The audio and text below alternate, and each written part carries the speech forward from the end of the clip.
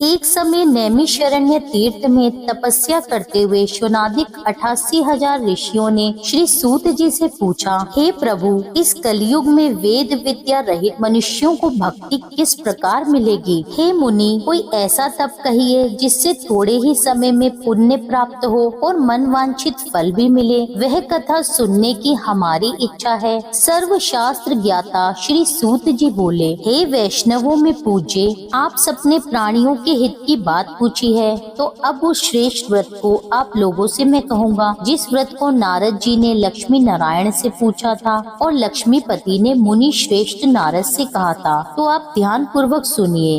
एक समय योगी राज नारद जी दूसरों के हित की इच्छा से अनेकों लोकों में घूमते हुए मृत्यु लोक में आ पहुँचे। यहाँ अनेक योनियों में जन्मे हुए प्राय सभी मनुष्यों को अपने कर्मों द्वारा अनेकों दुखों से पीड़ित देखकर सोचने लगे, किस यत्न करने से निश्चय ही प्राणियों के दुखों का नाश हो सकेगा। ऐसा मन में विचार सोचकर नारद जी विष्णु लोक को गए। वहाँ श्वेत वर्ण और 4 भुजाओं वाले देवों के ईश नारायण को देखकर, जिनके हाथों में शंख चक्र गदा और पद्म थे तथा वरमाला धारण किए हुए थे, नारद जी भगवान विष्णु की स्तुति करके बोले, हे भगवान, आप अत्यंत शक्ति से संपन्न हैं। मन और वाणी भी आपको नहीं पा सकती। आपका आदि मध्य अंत नहीं है। निर्गुण स्वरूप, सृष्टि के आदिभूत और भक्तों के दुखों को नाश करने वाले हो।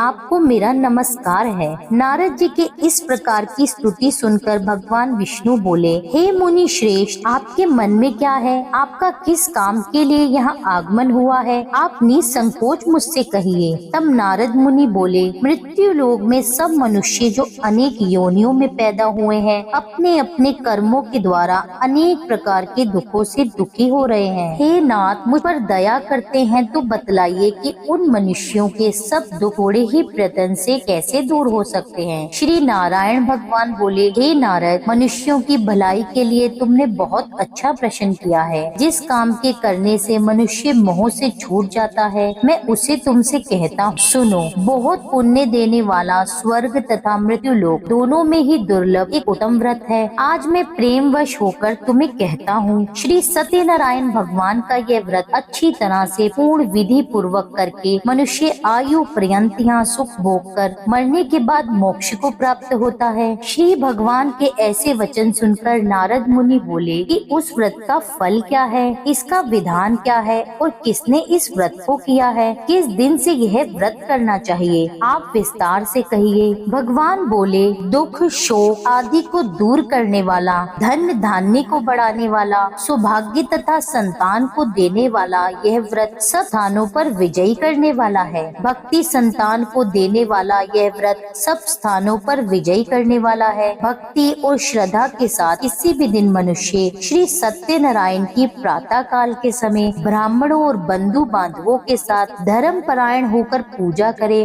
भक्ति भाव से नैवेद्य, केले का फल, घी, दूध और गेहूं का चूर्ण सवाया ले। गेहूं के अभाव में साठी का चूर्ण, शक्कर तथा गुड़ ले और सब भक्षण योग्य पदार्थ जमा करके भगवान को अर्पण कर दे और बंधुओं सहित ब्राह्मणों को भोजन कराए। उसके पश्चात स्वयं भोजन करे। नृत्य गीत आदि का आचरण कर भगवान श्री सत्यनारायण का स्मरण करते हुए समय व्यतीत करे। इस तरह व्रत करने वाले मनुष्यों की इच्छा निश्चय ही पूरी होती है। विशेषकर कली काल में भूमि पर यही मोक्ष का सरल उपाय है। इस प्रसंग में श्री सूत जी बोले, हे ऋषियों, जिसने पहले समय में इस व्रत को किया है उनका इतिहास कहता हूँ, उसे आप ध्यान पूर्वक सुनिए। सुंदर काशीपुरी नगरी में एक अत्यंत निर्धन ब्राह्मण रहता था। वह भूख और प्यास से बेचैन हुआ नित्य पृथ्वी पर घूमता था। ब्राह्मणों से प्रेम करने वाले भगवान ने ब्राह्मण को दुखी देखकर बूढ़े ब्राह्मण का रूप धरकर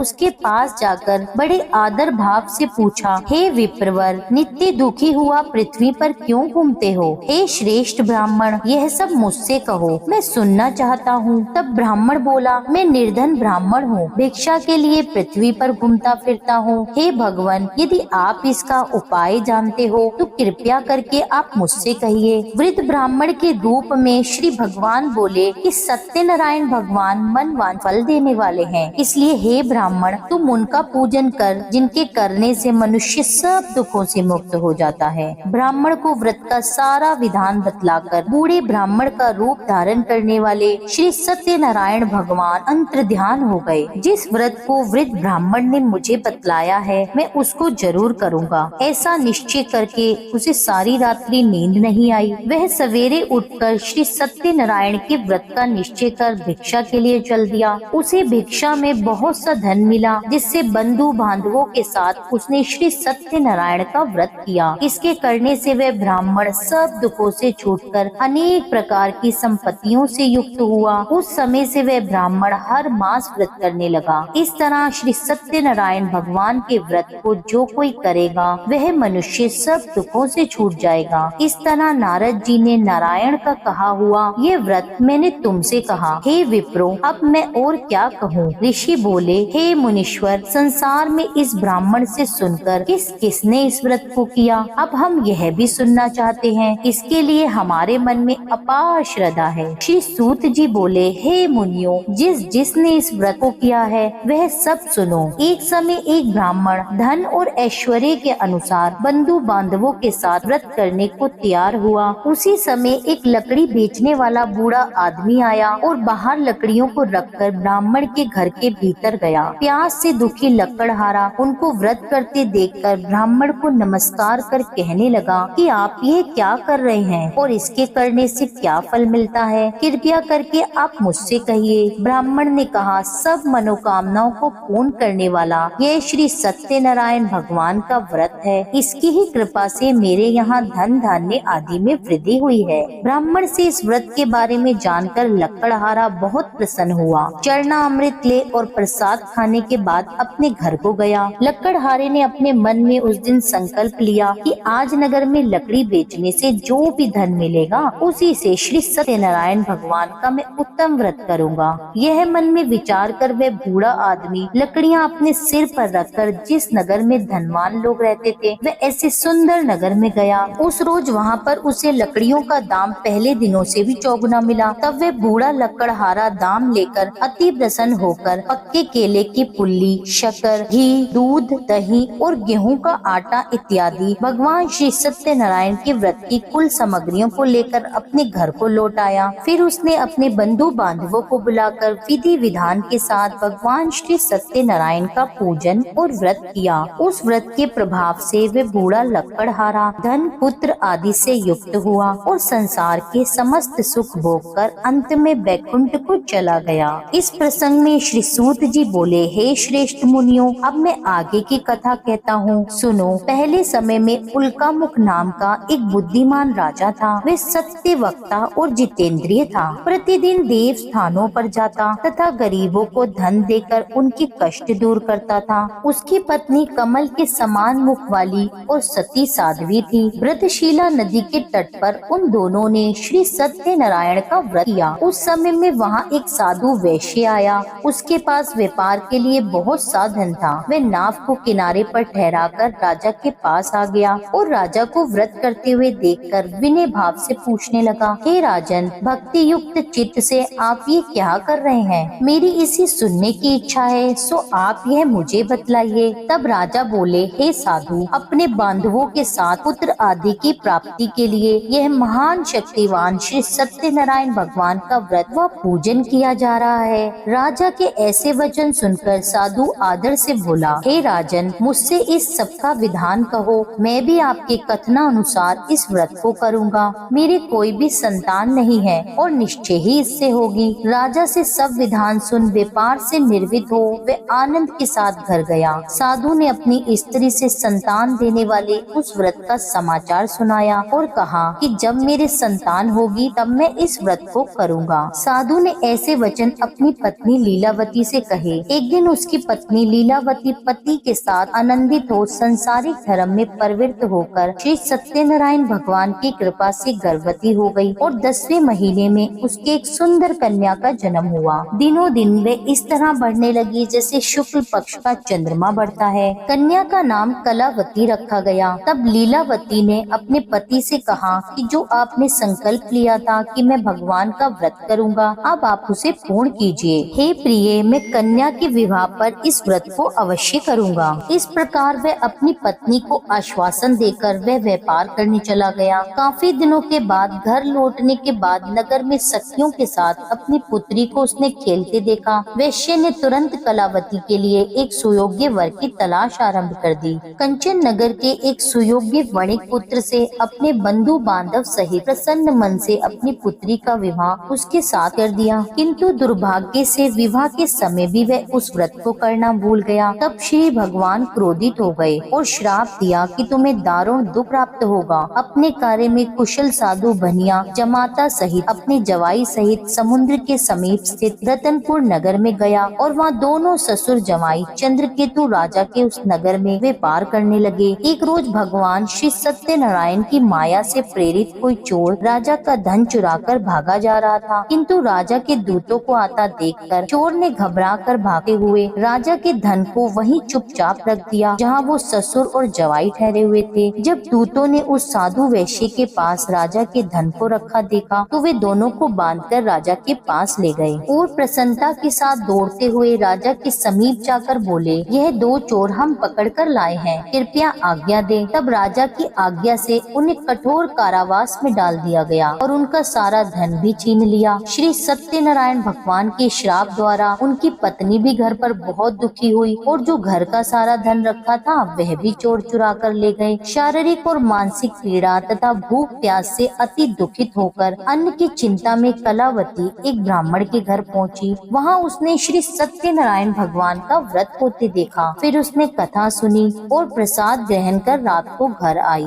माता ने कलावती से कहा, हे पुत्री, अब तक कहाँ रही और तुम्हारे मन में क्या चल रहा है? कलावती बोली, हे माता, एक ब्राह्मण के घर श्री सत्यनारायण भगवान का व्रत होते देखा है। कन्या के ऐसे वचन सुनकर लीलावती भी भगवान के पूजन की तैयारी करने लगी। लीलावती ने परिवार और बंधुओं सहित श्री सत्यनारायण भगवान का पूजन किया और वर मांगा कि मेरे पति और दामाद शीघ्र ही घर आ जाएं। साथ ही यह भी प्रार्थना की कि हम सबका अपराध क्षमा करो। श्री सत्यनारायण भगवान उस व्रत से संतुष्ट हो गए और राजा चंद्रकेतु को स्वप्न में दर्शन देकर कहने लगे, हे राजन, दोनों वैश्यों को प्रातःकाल ही छोड़ दो और उनका सब धन जो तुमने ग्रहण किया है वह उन्हें दे दो, नहीं तो मैं तेरा राज्य, धन, पुत्र आदि सब नष्ट कर दूंगा। राजा से ऐसे वचन कहकर भगवान अंतर्ध्यान हो गए। प्रातःकाल राजा चंद्रकेतु ने सभा में अपना स्वप्न सुनाया और फिर दोनों वणिक पुत्रों को कैद से मुक्त करके सभा में बुलाया। दोनों ने आते ही राजा को नमस्कार किया। राजा मधुर वाणी में बोला, हे महानुभावों,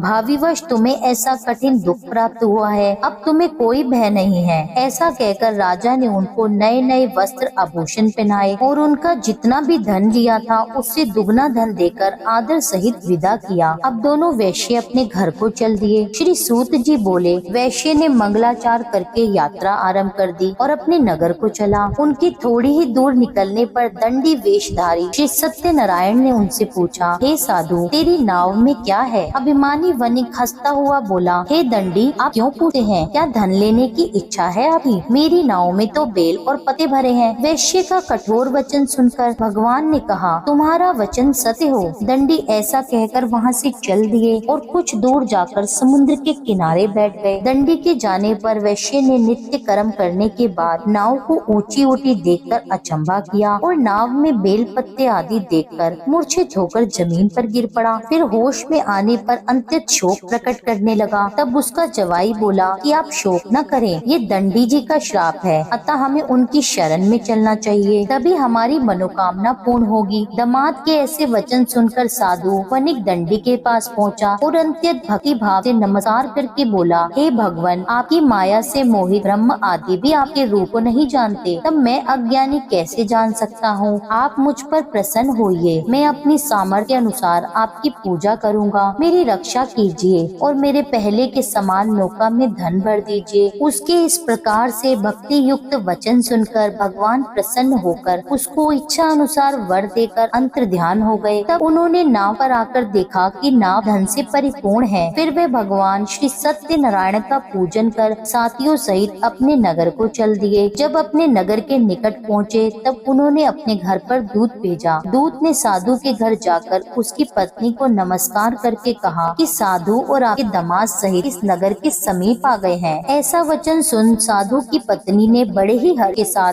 सत्यदेव का पूजन कर अपनी पुत्री से कहा, मैं अपने पति के दर्शन को जाती हूँ, तुम कार्य पूर्ण करके शीघ्र आना, पूजा पूर्ण कर लेना। माता के ऐसे वचन सुनकर कलावती प्रसाद छोड़कर पति के पास गई। प्रसाद की अवज्ञा के कारण भगवान सत्यदेव ने रुष्ट हो उसके पति को नाव सहित पानी में डुबो दिया। कलावती अपने पति को न देखकर रोती हुई जमीन पर गिर पड़ी। इस तरह नौका को डूबा हुआ और कन्या को रोता देख साधु दुखी हो गया और दुखित स्वर में भगवान से बोला, हे प्रभु, मुझसे या मेरे परिवार से जो भूल हुई है उसे आप क्षमा करो। उसके दीन वचन सुनकर भगवान सत्यदेव प्रसन्न हो गए और आकाशवाणी हुई, हे साधु, तेरी कन्या मेरे प्रसाद को छोड़कर आई है, इसलिए उसका पति अदृश्य हुआ है। यदि वे घर जाकर प्रसाद खाकर लौटे तो इसे इसका पति अवश्य मिलेगा। ऐसी आकाशवाणी सुनकर कलावती ने घर पहुंचकर प्रसाद खाया, फिर आकर पति के दर्शन किए। तत्पश्चात साधु ने बंधु बांधवों सहित श्री सत्यनारायण का विधि पूर्वक पूजन किया। उस दिन से वे प्रत्येक पूर्णिमा को श्री सत्यनारायण भगवान का पूजन और कथा करने लगा और फिर इस लोक का सुख भोग कर अंत में स्वर्ग लोक हो गया।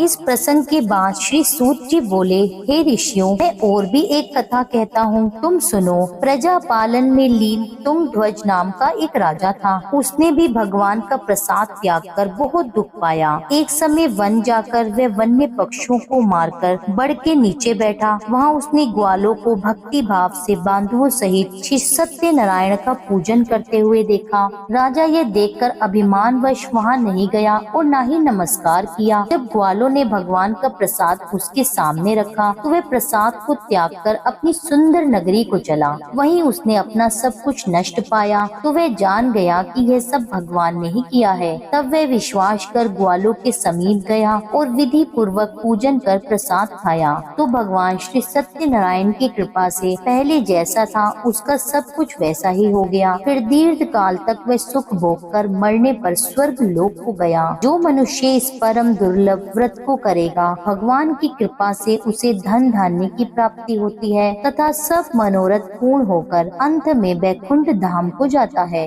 जो मनुष्य इस परम दुर्लभ व्रत को करेगा, श्री सत्यनारायण भगवान की कृपा से अपार धन की उसे प्राप्ति होगी। इस व्रत के प्रभाव से निर्धन धनी बंदी बंधन से मुक्त होकर निर्भय हो जाता है। संतानहीन को संतान की प्राप्ति होती और सभी मनोरथ पूर्ण होकर अंत में वैकुंठ धाम को जाता है। यह सत्य है। श्री सूत जी कहते हैं कि ब्राह्मणों की मैंने आपको श्री सत्यनारायण भगवान की यह पावन कथा सुनाई है। इस व्रत का पालन करके मनुष्य सभी दुखों से मुक्त हो जाता है। विशेषता कलयुग में श्री सत्यनारायण की पूजा महान फल देने वाली है। इन देवता को कोई सत्यनारायण कहते हैं तो कोई सत्य देव कहते हैं। अनेक रूपों में श्री सत्यनारायण भगवान सभी के मनोरथों को पूर्ण करते हैं। यह सनातन सत्य देव कलयुग में सत्य व्रत के रूप में अवतरित होंगे। हे श्रेष्ठ मुनियों, जो मनुष्य नित्य इसका पठन व श्रवण करता है, श्री सत्यनारायण भगवान की कृपा से उसके सभी पाप नष्ट हो जाते। प्रेम से बोलिए श्री सत्यनारायण भगवान की जय। श्री सत्यनारायण संपूर्ण व्रत कथा समाप्त है। अब आप सुनिए श्री सत्यनारायण भगवान की आरती। जय लक्ष्मी रमणा स्वामी, जय लक्ष्मी रमणा सत्यनारायण स्वामी, जन पातक हरणा।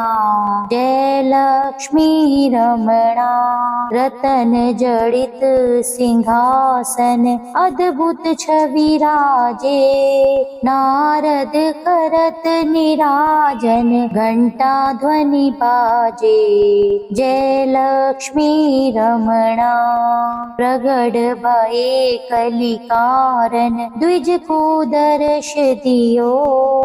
बूढ़ो ब्राह्मण बन कर कंचन महल कियो। जय लक्ष्मी रमणा दुर्बल भील कठारो, इन पर कृपा करी। चंद्रचूड़ एक राजा, जिनकी विपत्ति हरी। जय लक्ष्मी रमणा वैश्य मनोरथ पायो, शरधा तज दीनो, सो फल भोग्यो प्रभु जी फिर स्तुति कीनी। जय लक्ष्मी रमणा। भाव भक्ति के कारण छिन छिन रूप धर्यो, शरधा धारण कीनी तिनको काज सरयो। जय लक्ष्मी रमणा। ग्वाल बाल संग राजा वन में भक्ति करी, मन वांछित फल दीनो दीन दयाल हरि। जय लक्ष्मी रमणा। चढ़त प्रसाद सवाया कदली फल मेवा, धूप दीप तुलसी से राजी सत्य देवा। जय लक्ष्मी रमणा। श्री सत्यनारायण जी की आरती जो कोई नर गावे, प्रेम सहित गावे। कहत शिवानंद स्वामी, कहत हरि हर स्वामी, मन वांछित फल पावे। जय लक्ष्मी रमणा। स्वामी जय लक्ष्मी रमणा। सत्यनारायण स्वामी जन पातक हरना। जय लक्ष्मी रमणा। यह था आज का वीडियो। उम्मीद करती हूँ यह वीडियो आपको पसंद आया होगा। कथा पसंद आई हो तो मेरे चैनल को सब्सक्राइब कर लीजिए और वीडियो को लाइक कर दीजिए। मिलती हूँ आपसे एक अगली वीडियो में। जब तक के लिए जय श्री राधे।